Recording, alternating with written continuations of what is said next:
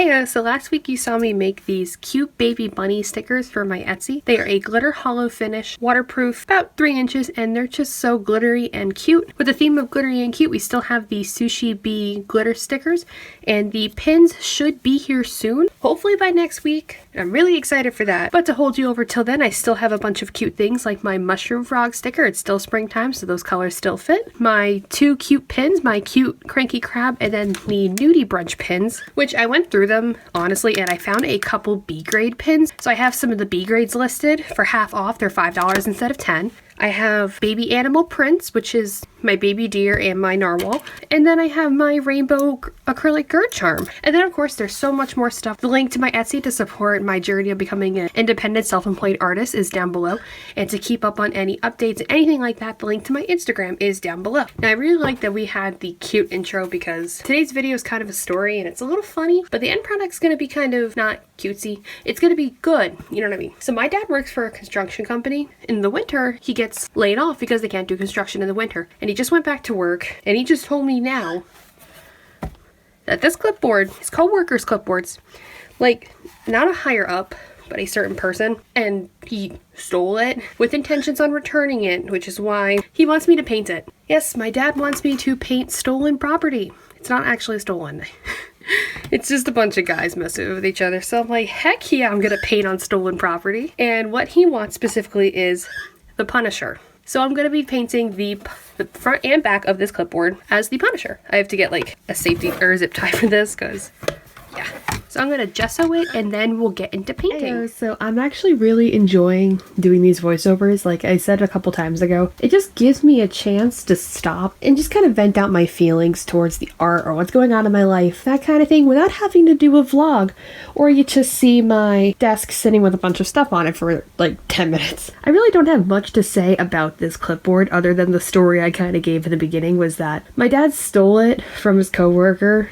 Technically, his coworker left it in his car when they were carpooling before the end of the season, and my dad just kind of held on to it, and he's like, hey, so my coworker's come back from Florida, do you want to paint this? And I was like, hell yeah, I want to paint it. So I was like, what do you want on it? And he's like, oh, the Punisher skull, like I mentioned. So I was like, ah, cool. And you know what, I'm like halfway through the painting, my dad comes in and he goes, I thought you were just gonna use marker on it. And I'm like, Dad, I have acrylic paint and varnish. I'm not just gonna use like a Sharpie on it. Are you kidding me? Long story short, he absolutely loved it. But it's funny because as I was working on this, I was texting my partner and I was like, this skull looks kind of funky, but I've also never drawn this before. And they were like, oh, isn't that the skull that sometimes is used to represent white supremacy? And I was like, hello?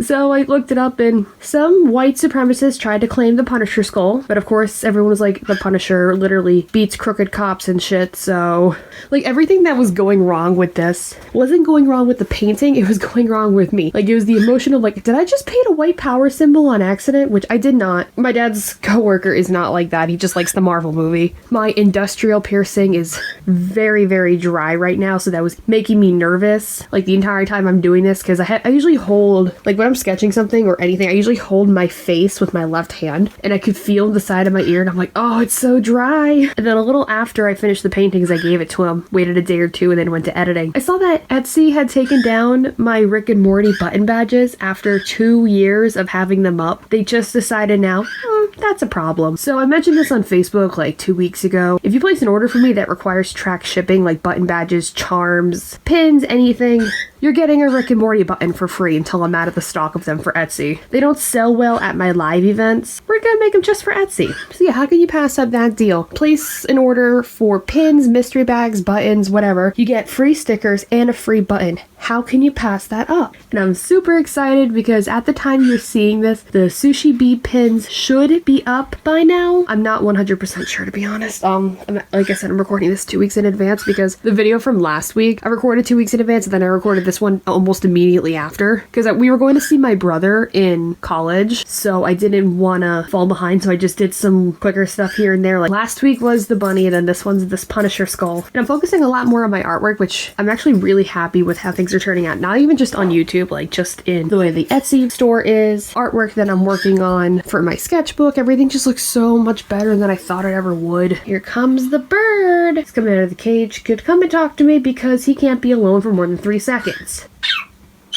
Birdie kisses. You know, I really don't have much more to say. I'm trying to think of things and I just don't know. Oh, and another thing with Etsy is that at the time I'm recording this voiceover, it's currently April 10th. See, this whole thing with the Etsy strike that happened last week, I've been trying to educate people on it because I see a bunch of false information that they're upping their prices by 30%. And people are saying, like, if I sell a product for this much money, then the fees and the shipping, this, I make 5-cent profit. And I'm kind of sitting there like, if you're selling something for $5 and you're choosing to ship it in an envelope that costs you $3, up the price of the product or just don't own a business. But they're blaming Etsy on their own personal choices. So this entire time before the strike, I'm trying to educate people. The fee increase is only going to be a 1.5%, which theoretically just up your prices by 2 to 5% and you should be fine. But of course, nobody wants to listen because not everybody has the privilege of being able to shut down their shop for a week. Like, some people can't afford to lose a week's pay for a strike, and everyone's like, oh, boycott Etsy. You can strike all you want. That's fine. But the second you tell people to boycott Etsy completely is crushing the chances of other people not being able to make it. And that pisses me off. I'm super small. I don't have the luxury of opening my own shop, like on my own website. I don't have the traction or the monthly income on Etsy to afford the subscription fee to have an account on Shopify or Store Envy or Wix to make my own website. I don't get that. But yeah, the whole point of that rant was that it's getting harder to defend Etsy because they put my money on hold. With the Sushi Bee pre-orders that just closed, I have my shipping profile for 28 days until shipping, just so that way I can make sure I have all the product to check it, get it in, and I put that on the listing, in the description of the listing, advertise it everywhere. And they were like, you haven't shipped anything of your open orders in a week and a half. And I'm like, cause I still have 28 days to ship it. It's a pre-order.